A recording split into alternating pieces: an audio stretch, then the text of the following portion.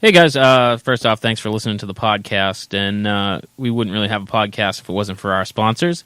And this month, for the month of June, our sponsor is myarttools.com, and they're promoting their new premium twin pack landscape sketchbook. They sent us a bunch of them to so we can hand them out to the attendees of our monthly life drawing events, and we just had one of those, and everyone really dug the sketchbooks. They're really nice. They're travel size. They're 13 by 15, 150-pound paper. It's good for almost any art needs you have. Ink washes, marker, color pencil. You're good to go with this paper. And they come in like a heavy-duty bound cardboard cover front and back, so it's really durable, so you can toss it in your backpack or whatever. It's going to withstand a little tossing around. And My Art Tools has a money-back guarantee on that, so if there's something wrong with your sketchbook or if you're just not satisfied, you can return it and you can exchange it for something else or get your money back. And you can go to myarttools.com and check it out. And you can also go onto Amazon. They have reviews there. You can check out what people have to say about their products. And we just want to say thank you to myarttools.com for sponsoring us. And we're going to get into the podcast right now.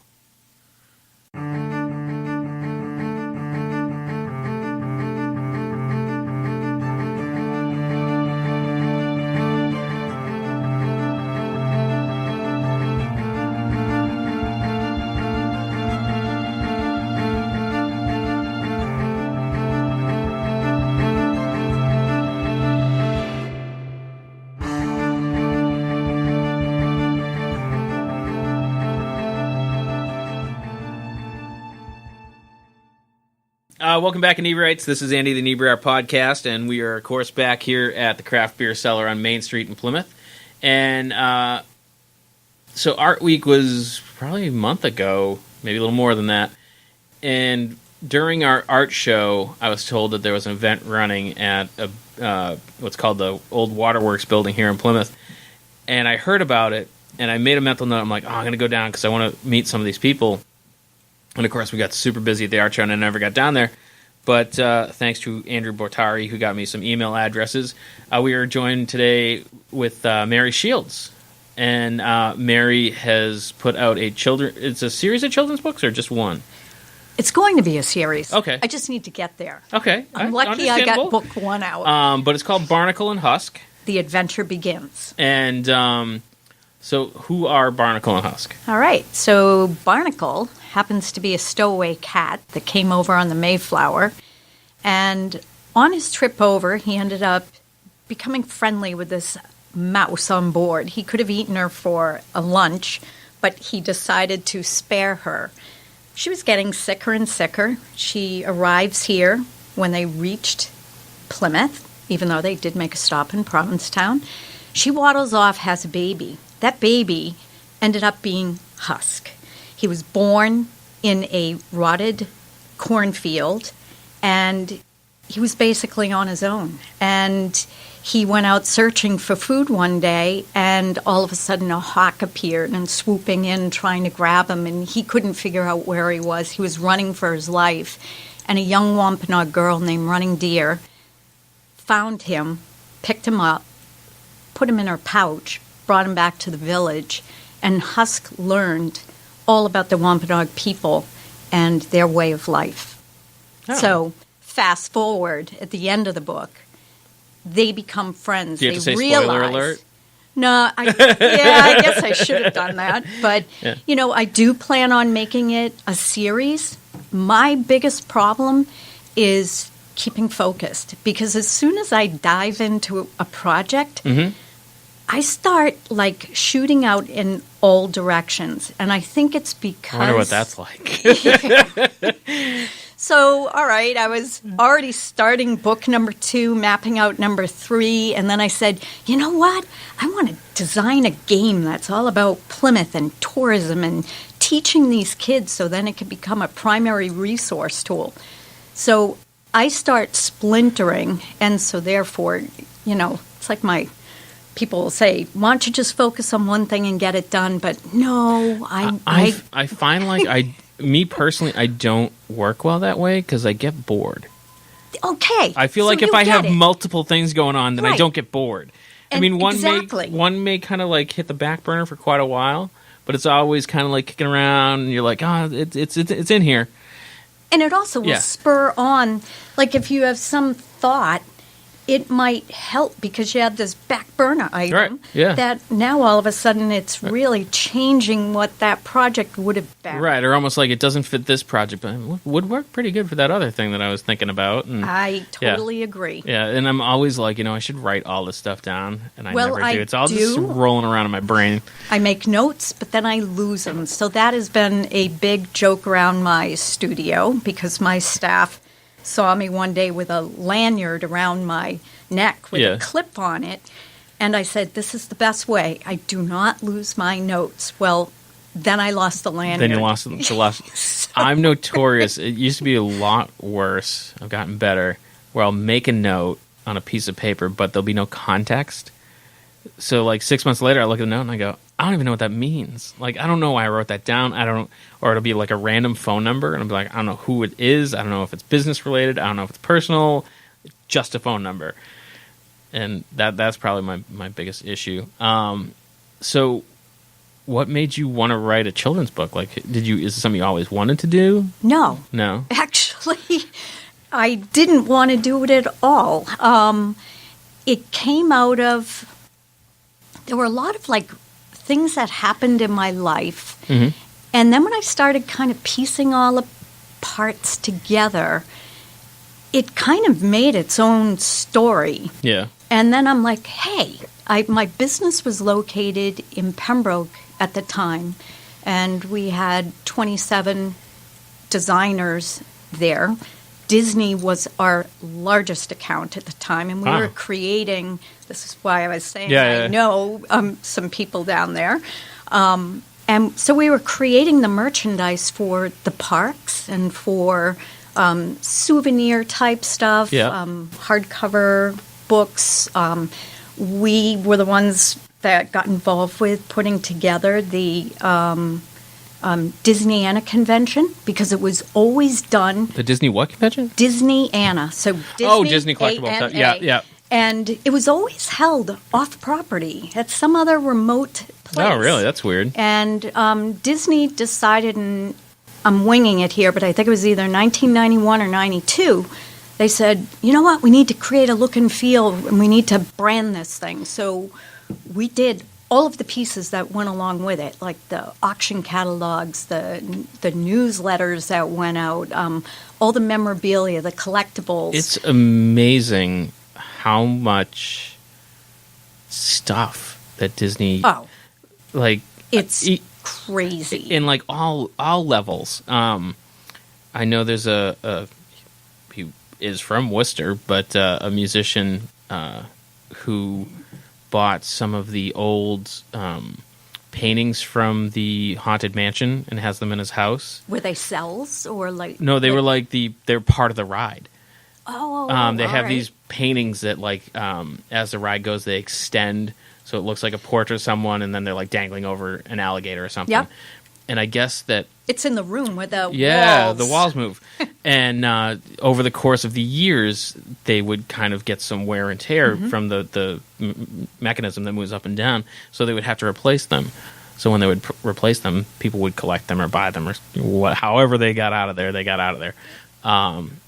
And so, like, people are buying stuff like that. I've heard of another celebrity that has Haunted Mansion wallpaper in his house. And then, you've seen Back to the Future, right? Yes. Do you remember Biff, kind of the villain of the movie? The crazy hair one? No. He's the bully in the high school. Okay. He is a stand-up comedian and an artist, and he does paintings of like a lot of like children's toys and things like that. But he also did a whole series of Disney stuff. So he did like the rides. Cool. Now that's when we would get called in, like Tower of Terror, like if they needed merchandise, because Disney has a great way of dumping you out through the retail shop. Oh, of course, and yeah. we would create all those pieces. So what is your actual business? So I own a design firm here. It's now in Plymouth. It's in the old Waterworks building. And so we do graphic design, web, social media. It's just anything that's visual we get involved with. But it was because of that whole 12-year run with Disney, and it totally sucked when Disney decided one day, you know what? They flew us down to say, hey, we're going to take everything in-house now. And I'm like, oh, my God, 90% of my business was based on Disney. So lessons learned. I don't have 27 employees anymore. I have now 10. Yeah. 11 if you count my another part-timer. But so now I zoned out what I was even talking about. Just kind of what you... Yeah. So we would do all of that type of stuff. Like, for example, Jessica Rabbit. I am Jessica Rabbit's official signature. Get out, really? Yeah, but I would rather be her official voice. That was Kathleen Turner. Kathleen Turner, yeah. But see, technically, I'm not supposed to even say I've ever done any work for Disney by contract. But the way I look at it, I haven't done any work for them. Well, they let you go. Well, no, they said we're going to be taking it all in-house. Yeah. We did a few projects, but it certainly wasn't like back in the 90s and through like 2002 when it was just like... It was just constant. All Disney all the time. All Disney all the time. And then, unfortunately, one of my contacts, he passed away suddenly, and just things changed. They brought in someone else, and they were redoing it. And I feel like corporate America is like that anyways. It There's so. a change in, somewhere up the line, and they decide to do things different just to do things different. But I guess it was all that experience. We had so much fun at the studio. We used to joke and say, we get paid to do this. Yeah. This is our job. We would just have so much fun. So when that went away, and I decided I'm going to leave the Pembroke space, move to Plymouth, and I had found this building, and I was aggressively going after it in a bid. It went out for a quality bid from the town of Plymouth.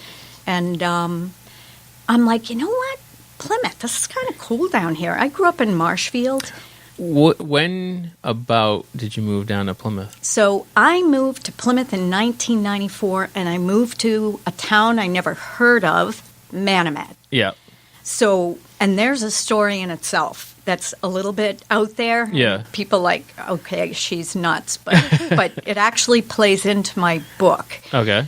But it was that whole experience, and I said, you know what? I'm going to create these characters for the town of Plymouth. Mm-hmm. I made some mistakes, but... Such as? Well... I feel like mistakes are kind of the most important part. You know what? You learn from it. You learn from mistakes. And whether they're mistakes you make in your personal life or in your business life, they all add up at the end that, sometimes you learn from them. Sometimes you repeat them over and over again. And it's like, when the hell am I going to get this right? But, it's, I love Plymouth. There's something about Plymouth. It has just... I don't know. Maybe it's because I'm involved with a lot of boards here in Plymouth, but it's has such energy. I'm so happy someone else is finally saying this because I feel like I gush about Plymouth all the time on this podcast. And the people on multiple levels, they all, for the most part, get along. Mm-hmm. Yeah. And I found it even refreshing. The people that should be in competition. That's right. Yeah. And, I've held, like fundraisers at my building for political reasons, and I kind of stay clear of politics. Yeah. But it's because I like the people. Yeah. Like, I think, like, Matt Muratori and Vinnie DiMacedo and, ex-Senate President Terry Murray, they're awesome people. They're they will do anything for Plymouth. And to me, that's the cool part is you can go... I have so many connections in town now, Mm-hmm. you can go to them and be like, hey, I have this idea. And they're like, yeah, let's do it. And you're Yeah. like, well, you haven't even let me finish. They're like, whatever, let's do it. They're great. I mean, I love this town. I feel so connected. Even though I live in Maine and live in Plymouth, there are times when, Jim will say, well, maybe someday we're just going to retire to Harpswell. And I'm like, yeah, but I love Plymouth. So we're going to have both. Are there good restaurants in Harpswell, Maine?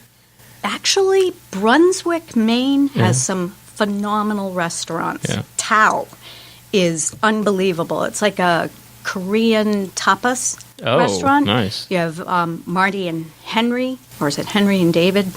It's two names. Yeah. You just have a lot of good restaurants happening in there, and Portland is a mecca for I've heard good amazing restaurants. things about Portland. But look what's happening here in Plymouth. Yeah, there's just so much going on. Restaurants are just popping up. Yeah.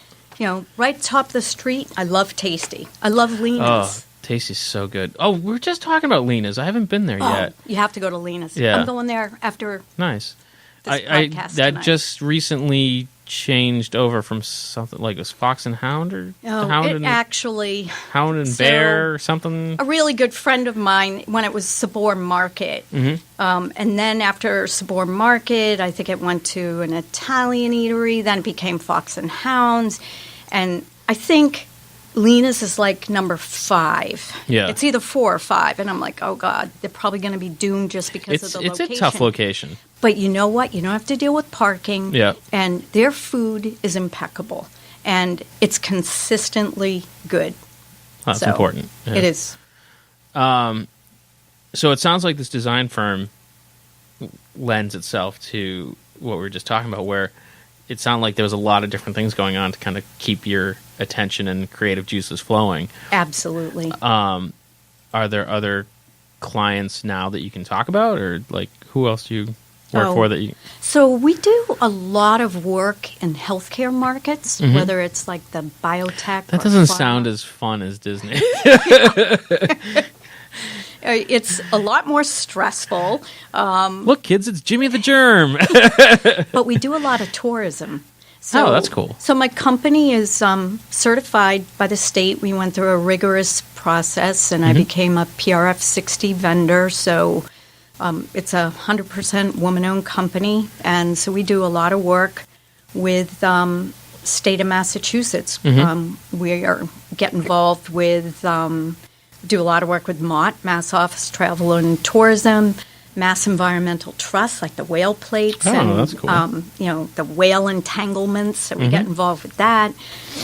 We do Sea Plymouth website, Natural Plymouth. So we do tourism websites. I'm hoping to get the Provincetown website, but we shall see. And we just got through doing a video for Office of Economic Empowerment. So that's been kind of a fun project, trying to translate it into Cambodian and Spanish and doing it in English. But it's coming out great. Yeah. How do you find a Cambodian translator? It wasn't easy. It took 2 tries. I bet. And you know what? Go to the source. Go to where they have a heavy Cambodian population, because what they were looking at is they were looking at the script, and they said, when you speak the Cambodian language, it isn't a direct translate. Right. It needs to be changed up. Right. So we made a recommendation to the state that let's change this up a bit so it sounds more natural. Mm-hmm. That's really interesting. So you have this business, and you decide to write a book as well. Was anyone like, are you crazy? Like, where are you going to find the time? Like, my staff, they do think I am crazy. Yeah. And there are times when I just go like full force, full throttle at something and still try to juggle all of my clients. So the Barnicle and Husk is like my little side gig. Right. And that's why it has taken so long. I actually conceived this project back in maybe 1997. Oh, wow. And when did the book actually come out? Because I've seen the, not mascot, I guess they're mascots. So Barnicle and Husk I hired a company in Hollywood. Yeah. And Shafton created these for me. And when they arrived, and I was in Manomet at the time, these huge boxes, huge crates came in. And I opened them up, and they were Barnicle and Husk, and I felt like I gave birth. So I never had kids of my own, but these guys, I unpacked them, and I'm like, wow, this must be like what it feels like. I was just beside myself. Yeah, I was down at the building, I think, for an open studios. Okay. Let's say when I first moved to Plymouth, but shortly after. And I saw them, and I'm like, what are these? And someone's like, oh, that's Barnicle and Husk. And I'm like, okay.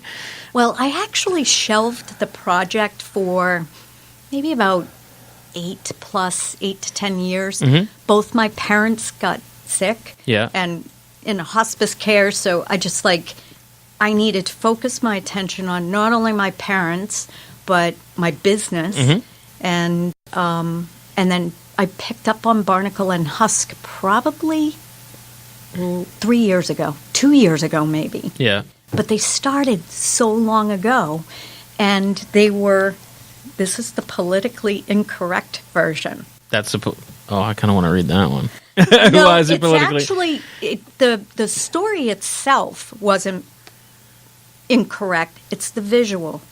So if we were to switch gears and go back over to Barnicle and Husk, what I learned through this whole process, so can you pick out? Well, he's wearing a loincloth. Exactly. Okay. Wrong. Do not do that. Okay. And the moccasin. So basically what I did, Okay. so I came out with the book, my whole concept, and I call out of the blue this man, and his name was Chief Flying Eagle, Earl Mills. Yeah. He didn't know who I was. He picked up the phone, and he said, sure, I'll have lunch with you. I talked with this guy. We sat and talked for like 4 hours, and it's because I always had a passion for the Native American culture, Mm-hmm. but I'm not Native American. And we talked, and I said, you know what? I just wanted some validation that my concept for what I want to do is okay. Right. And he said, yes, it is. So I forged ahead, and when I created them, I was running into opposition, and at the time, that's when my parents were sick, and I just said, you know what? I can't deal with all this negative stuff happening all around me. And 3 years ago, I picked it up again, and I said to one of my fellow board members, Linda Coombs, I said, Linda, can I hire you to work with me? I need to understand where I made mistakes. And she wasn't going to hold back anything, and it was great. And what was funny, I found myself trying to... Those people are great. Well, I found myself trying to argue my point, Mm-hmm. and I'm like, Mary, shut up. Just what she's saying is so true. And for me to try to tell other people, no, Husk can't wear moccasins, Husk can't wear a loincloth, they were saying the same things I said to her, but it's only make-believe. Right. But by doing that, I was stereotyping Mm-hmm. Native Americans, and that was not what I wanted to do ever. Right. So I worked with Linda, worked through the whole process. There's an impact statement at the end of the book, but it talks about the... So is it that, and this is just from my sheer ignorance, so did Native Americans in this area not wear moccasins and not wear loincloths? Is that No, but you know what? It was putting them on an animal. Oh, If that had been a little boy, it would have been okay. it would have been okay. But I was putting them on an animal, and a friend of mine, Tim, who's not Wampanoag, but he's Cherokee, Yeah. he said, I guess I'm going to explain it this way. What if you were to walk around with a little white collar and the black, and you were looking like a priest? Or he said, you're kind of taking clothing that could be considered sacred and putting it on someone that it doesn't belong Right. on. And I'm Yeah. like, I get it. So I didn't want to offend anyone. Right. That's why you'll see in the new illustrations, not only he doesn't wear moccasins, he doesn't wear a loincloth, he isn't using a bow and arrow. Yeah. Because he's a mouse. Right, because he's a fictitious mouse.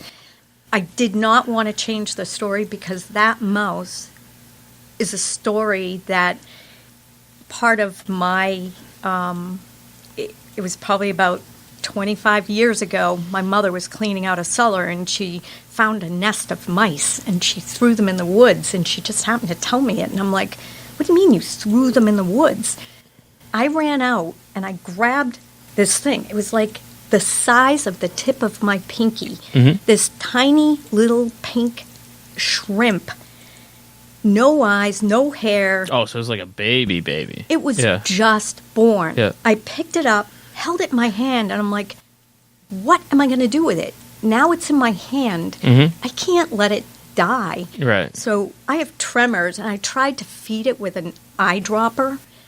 I almost killed it several times, and I'm like, there's got to be a better way. I took a little rag and made a tiny point. Yeah. And I would dip it in a powdered dog milk, and I fed that mouse for like about 7-8 days until it opened its eyes and it became a real mouse, and it shot up my sleeve. I grabbed it, I put it into a cage, and I said, okay. His name was Rembrandt. I said, he's ready to go out in the wild tomorrow. Right. But that night, my cat Picasso got him because he escaped. So Oh, no. bad ending to that story. But Well, there's a it's reason nature. why. Yeah, yes. But so in this day and age, I feel like there's two camps. And one camp is going to say that's the right thing to do. And the other side, you kind of mentioned, is, well, it's just a fictitious character. And so it's not just that you were trying to be PC for PC's sake. You're trying to, like, you're not going to not offend someone by not putting him in a loincloth. So why do it to offend someone who might be interested in the book? Is that kind of, I don't know if I even got close on that. Well, I guess I never would want to be hurtful to anyone. That's not in my nature, and it went totally against the grain of my whole concept for the book. I mean, my whole thing about starting this was my fascination with the Wampanoags and learning about that suppressed speech from Frank James, which, by the way, Linda Coombs is related to Frank James. Oh, no kidding. And I feel very fortunate that Earl Mills brought me to Frank James's home, and I sat with him, and we were just chatting about things, and he motioned for me to come closer. And as I picked up my chair to get closer, like to pull it in, like where you are, so he was looking at me and he was giving me some strange looks, and then he was doing this, and evidently I put my chair and put it right on his air hose. And he laughed about it. Right. Yeah. And I was like, oh my God, I cannot believe I did that. And Earl was laughing, but at that moment in time, Earl had a guest with him as well, and she picked up Frank James's Bible, and that was the end of everything. Do not touch it. I would never pick up something personal of someone, so that was kind of the end of that meeting. But I feel really fortunate that I was able to meet Frank James and sit and talk with him, and actually watch Earl and Frank banter struggle back. to breathe. Yeah, that too. But they were actually arguing about how to pronounce different words. Oh, no kidding. Like Wampanoag, Wampanoag, and they were just going back and forth. But I was pretty happy that I was able to meet. He passed away like maybe 18 months after. Oh, wow. So, I felt fortunate that I met him. Yeah, that's amazing. Have you also, in working with like Disney, have you met other people that you found impactful to your life? I would say my friend Mark, who's coming up to visit next weekend. Mark and I worked together up here together, and we were sharing kind of studio space, and then He always wanted to work for Disney. He landed a job, and he ended up becoming general manager of attractions merchandise and had to farm out to people, and that's how I got my foot in the door. And he farmed out to you? Farmed out to me, so that didn't hurt. Doesn't hurt knowing people, yeah. But then I got to know other people that actually became even stronger contacts for me down there, and he's the gentleman who I said passed away suddenly because he found out he had multiple myeloma. But so just things change in life so fast, and sometimes I'm prepared for it, and sometimes I'm not. So you had 27 people working for you at one point. Some of the things that I find most enjoyable is working collaboratively. Do you feel you work better collaboratively, or do you work kind of like on your own and then bring it to your team and be like, this is what I'm thinking? I love collaboration. I love collaboration. I just think you get more out of a project. Matter of fact, if we are working on a particular project with a client, like let's say we're designing, let's say it was the Provincetown 400 website. Unfortunately, that's been taken down because they've changed hands. But I like to get 2 to 4 designers working on it. You get a different take, and then we review it, talk about it internally. Yeah. Sometimes, I'll say, oh, let's try something with this or that, and my staff will be the first one to say, Mary, you try to give too much. Let's try to cut down the options. But I never know what's going to resonate with a client, and, sometimes it's that one last idea that pops into my head that could be the thing that, wow, I really like that. Yeah, that really impresses them, yeah. So do you ever have that point where you have to convince a client to kind of, the client always has something in mind, and it's not always the right thing. Have you ever had to, convince a client that, talk them out of their idea and into your idea?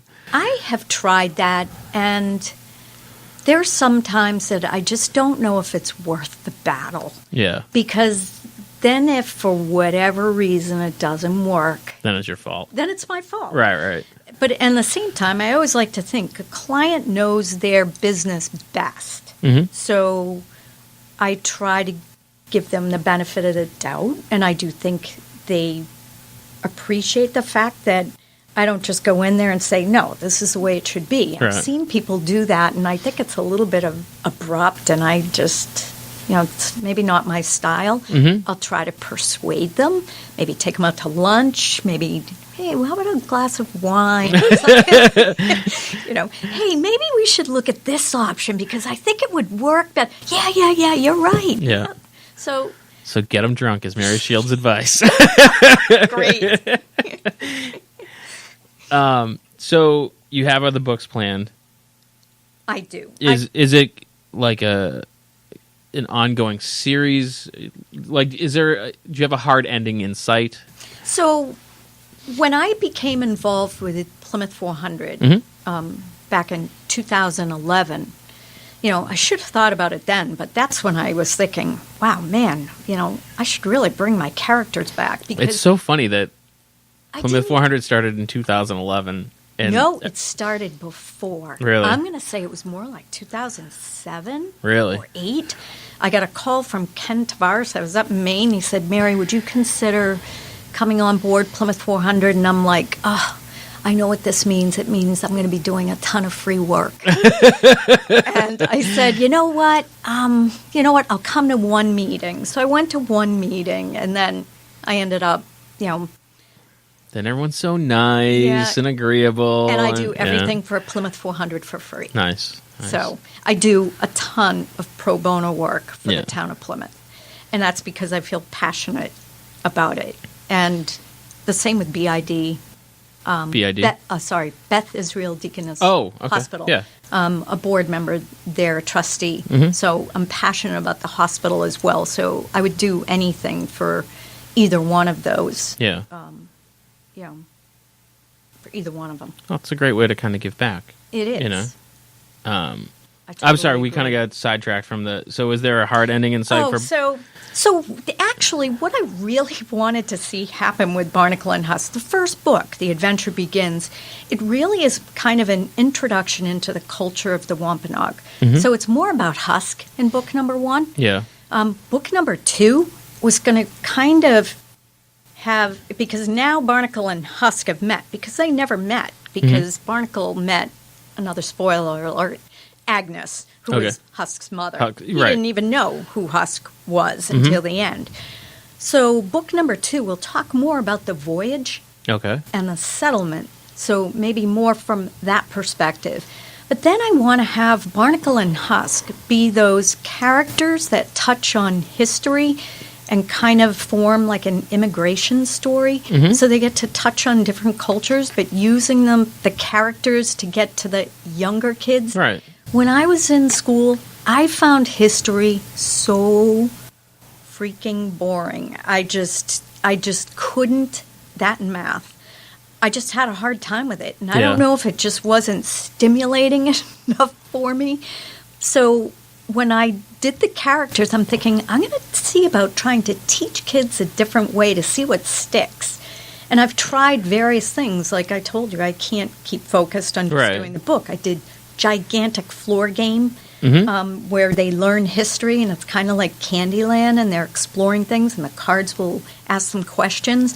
Kids who had no idea what the answer was the first time around, when they heard it the second time, they were all like, they knew the answer, yeah. And I'm like, this is perfect. So I'm thinking I want it to be like a primary resource tool, and I want to also spread this over to the UK and the Netherlands because they're all part of this 400th commemoration.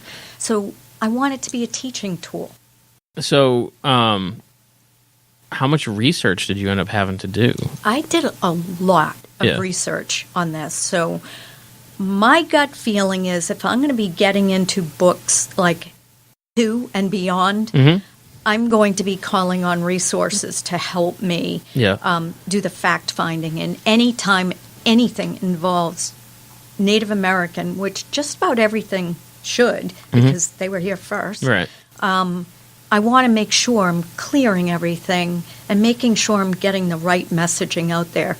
Plymouth 400, we're committed to making sure we get the right story out there. And if anyone hasn't seen it, Plymouth 400's Our Story, and that was Paula Peters from Smoke Signals. It's an incredible, powerful exhibit of what really happened. And in my book, I think it's in the section, not that I think, I know it's in the section called Lessons Learned. I talk about how some native Wampanoags were stolen from the land, never to return. I also talk about the plague, the disease that spread, and it was devastating. And I hadn't found that in any children's books. It was at a point where I was doing readings at Pilgrim Hall that I was getting emotional.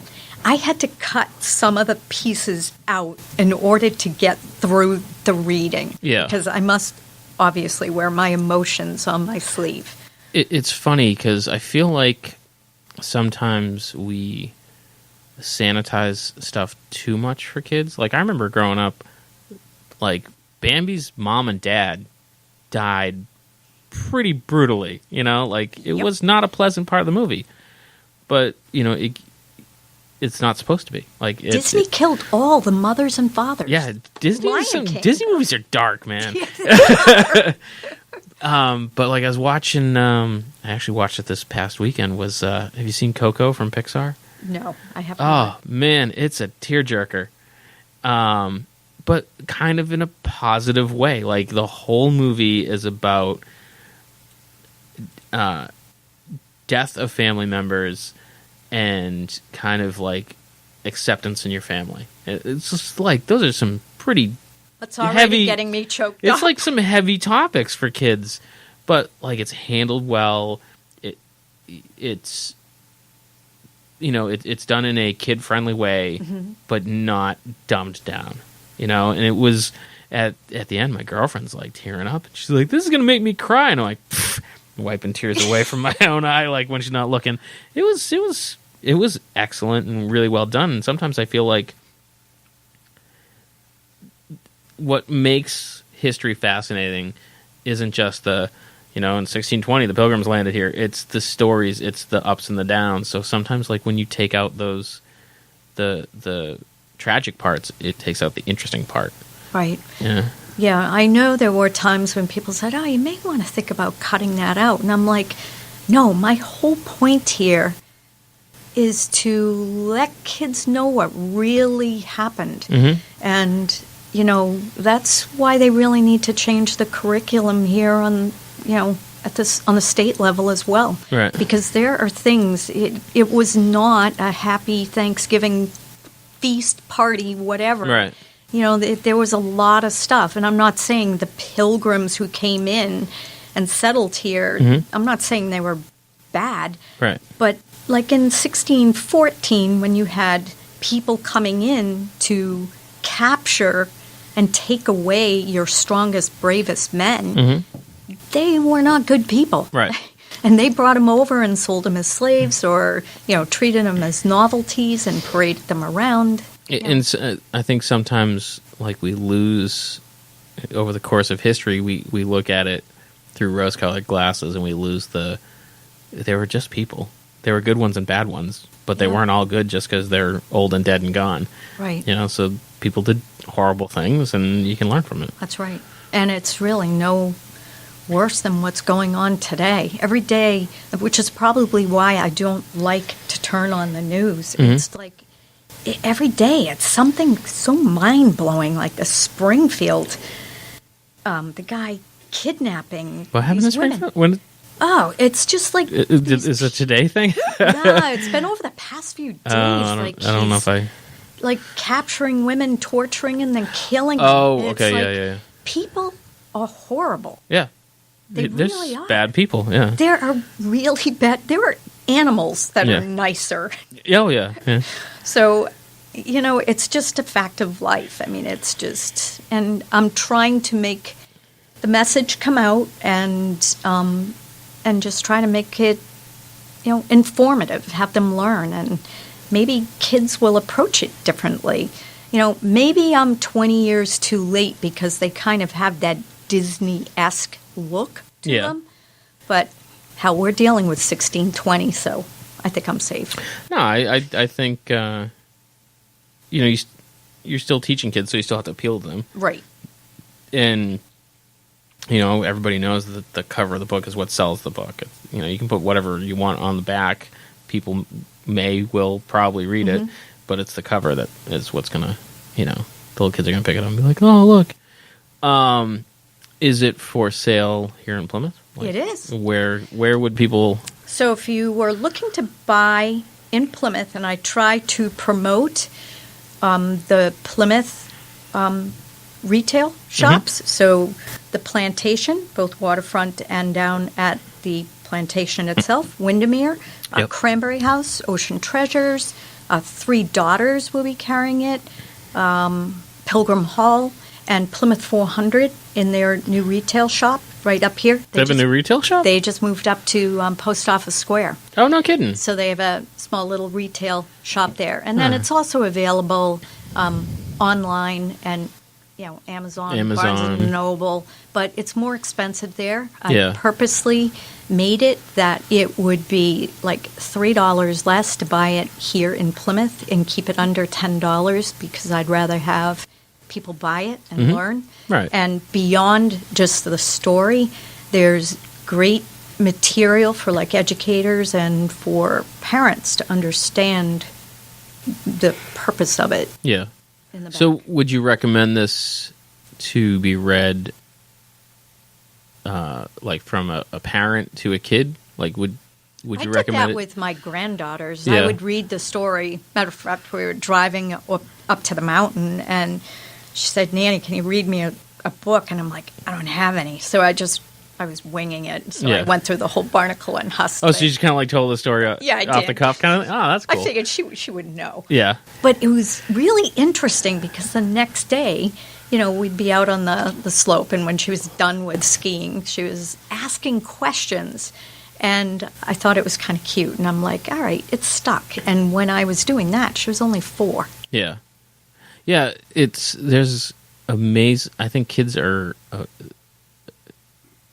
easy to teach in some ways if you can kind of make it interesting to them. You have to find each kid's, like every kid's going to adapt a different way. Like I would approach one granddaughter differently than the other granddaughter, and just knowing how they will grasp it, and you have to get down on their level. Yeah. So I'll typically act like a kid when I'm at book readings or doing anything like that. One of my favorite things to do with my kids is play board games. And I think it's a great way where they can learn so many things. And one thing we play a lot of is a game called Ticket to Ride. And it's about building trains across the country. So you inevitably teach them geography just based on, so that's where Chicago is. And that's cool. That's exactly what I was trying to do. And I don't know if you saw my little board games. I call them Pocket Plymouth. They haven't come out yet. I haven't seen those. Yeah. But they're in huge formats, and then they're tiny ones. Yeah. But you can string them across. So I have 3 for Plymouth. I have Provincetown. I have the Netherlands and England. Oh, cool. The idea is they butt together. Yeah. So you could have this huge, long board game. It's kind of like Candyland. Do they kind of like... Oh, so like you can play just the one piece, or you can connect them all together. Oh, that's pretty neat. And every single game comes with a different set of questions, so it's a learning thing. So if the kid's really young, go by the color. Right. But if they're a little bit older, go by the color and the question. That's another cool thing is like if you have something that can scale as they get older. Like Candyland's great for about a year, and then even the kids like, this is kind of boring. You're like, yeah, I know. But it's good when it sticks. Yeah, they say, I know. If you can get kind of like that next stage, so everyone's got a limited amount of money, so if you can get a game that they're going to keep playing for longer, it's better. So that's awesome. Is there a Barnicle and Husk website? Yes, there is. It's called barnicleandhusk.com, of course. And so I saw them in the Thanksgiving Day parade. Do they make appearances? Are they going to be elsewhere? So they were in the Thanksgiving parade. They were at the Illuminate event, greeting people for that event. They were at Halloween on Main Street, which they had fun that day with the Chamber of Commerce out in front of Memorial Hall. I got my first call from Pilgrim Hall asking if I could do a reading during the kids' vacation week in February, and I was so nervous, but it went fine. And I actually brought Earl Mills with me that day. Yeah. And they asked me back, so I went there in April. I did the Art Week, April 28th at the building. And I did you how did you enjoy? How did you like Art Week? I think Andrew Botteri did a great job trying to promote it. I know what I would do differently next year. Yeah. I think I just need to push out more on my end, but I was so kind of new to the, like, how do I do this? Right, yeah. I think everyone was kind of like feeling it out and I think so. Kind of figuring out what was going to happen. And, we will do things differently next year, and we have some things that we definitely want to repeat. And I think, and I probably didn't get as involved. Sally, who's my art director, had more involvement with it, but I think meeting with some of the other people to see how do you cross promote and what things can do together. And some of the scheduling was a little funky because I feel like if they got people together, and this isn't, first of all, I love Andrew Bottari and what he did was amazing, but I feel like there was some things where you're like, oh, I almost feel like those shouldn't be going on at the same time, or like, there was one like a selfie taking class that was at the Arts Center for the Arts. That was like in the middle of the afternoon on like a weekday, and it's like, well, that's a very kid-driven thing, and so it's almost like. And again, I'm not trying to knock anybody. There's room to grow. There's some, hopefully people learned. Like I know there were some very kid-orientated events that were going on at the waterfront. Yeah. And I guess if I had paid more attention to those time slots, I would have adjusted mine. yeah. And I didn't Maybe think about it. Right. Yeah. So that might have been like a good team up with Barnicle. And right. Husk. So the most important question: who do you make dress up in the costumes? Okay, so And is it a volunteer or like you're doing it? I can never get anyone on my staff to do it, but Yeah. my sister Jean makes an incredible Husk. Yeah. And my good friend Gail was an awesome Barnicle, but they've kind of retired from that. So applications are being accepted. I am definitely looking for kids or adults. Yeah. So I shouldn't say Jean, my sister Jean and another woman. We were at Discover New England when they were bringing in tour groups from Europe and all over the country, and Barnicle and Husk were there for that. And I did use some older actors, but Rising Tide kids have been great. I have a couple of like 13, 14-year-old girls that are so animated. I see them get in a costume, and they bend down, and I'm like, I would never be able to get back up. Right, yeah. And they're like bouncing around. I'm like, okay, this is great. I need to make new heads. That teenager energy. Oh, my God. But I need new heads. The heads are thick resin, Yeah. and I want sculpted foam. It's just, I don't know when I can part with the costumes because I never know when I'm going to get a call. So I either need to say, all right, after X date, I can't do anything for a month while they take them. Yeah, until the new head comes in. And new heads come in. But they would be lighter weight. So if someone was planning on starting their own design company or writing their own book, like what little bit of advice would you give them? It's a very open-ended question, I realize that. Well, so the design company, it kind of happened on its own. And one of the things that people always will say, all right, I'm going to start my own business. I'm going to work out of my house. I did that. That's how I started it back in like 1989. And by 1991, you lose your home. Yep. You never escape from work. So go work with other people. I also feel like there's too many distractions at home. Oh, way too many. Where it's like, well, I'm just going to go change the laundry over, and well, I'm going to do the dishes. And, or the cat jumps up and scrapes its claws along a board if you were working on it. So it's, I was glad to get into real space, but then I found I was never going home. I was always at work for long hours. But if your passion is there, do it. And then I would say on the writing of a book, it was a lot more work than I had expected. I figured, write a book. Easy peasy, no problem. And it's like, yikes, all the things I just never thought of. And maybe it's because I tackled a subject matter that needed to be dealt with. Right. So that added to it. I had hoped this thing was going to be out there last year at the beginning of the tour season. It didn't come out until end of October. Oh, wow. So just before. And by that time, the end of tour gone. season. Yeah. So my biggest problem is always trying to find the balance of what energy do I put to Barnicle and Husk? What do I put to my company? I try to do both.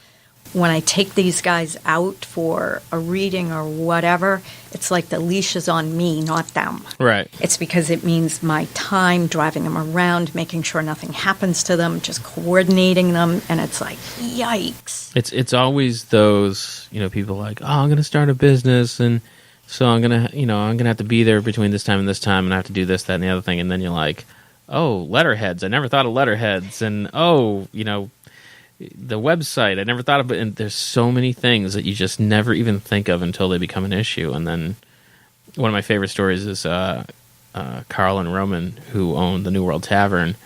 They opened for business, and when the first check started coming in, no one had ever gotten cash to put in the drawers.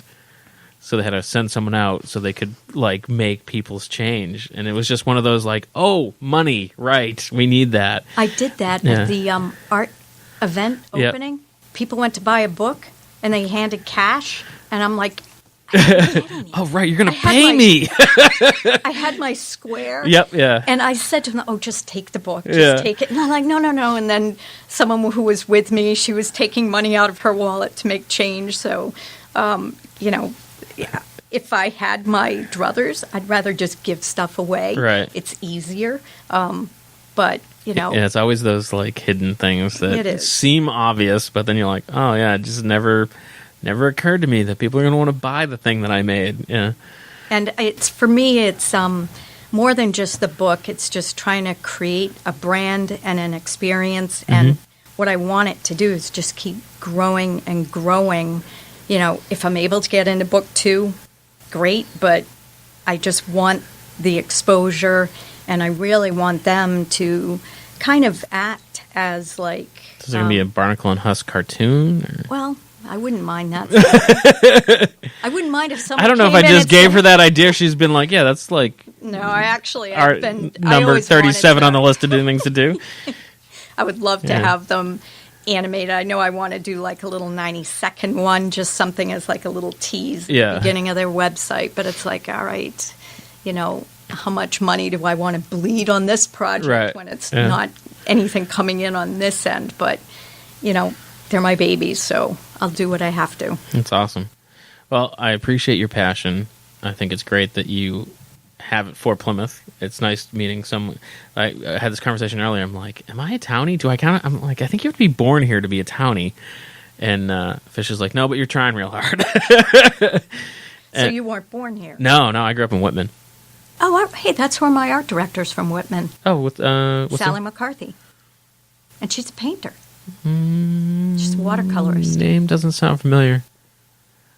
But so she commutes to Plymouth every day. Oh, she lives there now? Yeah. Oh, okay. She lives there, and she drives to the studio every day. Nice. Well, the studio sounds like it would be a very fun place for people. It's an awesome studio. I love it. I love the space, and I love my staff. Everybody loves that space. And I love my clients. And anytime you mention the Waterworks building, people are like, oh, I love that building. Yeah, it is a pretty cool building. So you're very lucky to have got that. But thank you for joining us. It was a pleasure to get to know you. Thank you. And we wish you the best with Barnicle and Husk. And I always say if there's anything we can do to help, just let us know. Sure. Awesome. I'd love to come back down the road and absolutely. tell you what's when the cartoon's ready. Yeah, Or book 2. Or book 2. Book 2. All right. Book 2. Or the game. I get the game. Whichever. All right. And thank you so much. Okay. Hey, thanks a lot. Okay. Bye-bye. All right. Thanks for listening to our podcast. Don't forget to check out our other podcast. There's the Bar Talk podcast. There's Old Colony Cast. And, of course, the Inebri-art podcast along with Jam Packed. You can find all those on Stitcher, iTunes, SoundCloud, YouTube, pretty much anywhere podcasts are found. If you're on some sort of service and you can't find it, let us know, and we'll help you out and or add our podcast to that, too. You can contact us at Inebri-art@yahoo.com and follow us on Facebook as well as Twitter at Inebri-art. And feel free to send us some tips, ideas, advice, hate mail, whatever it is, you can get us there. And again, thanks for listening.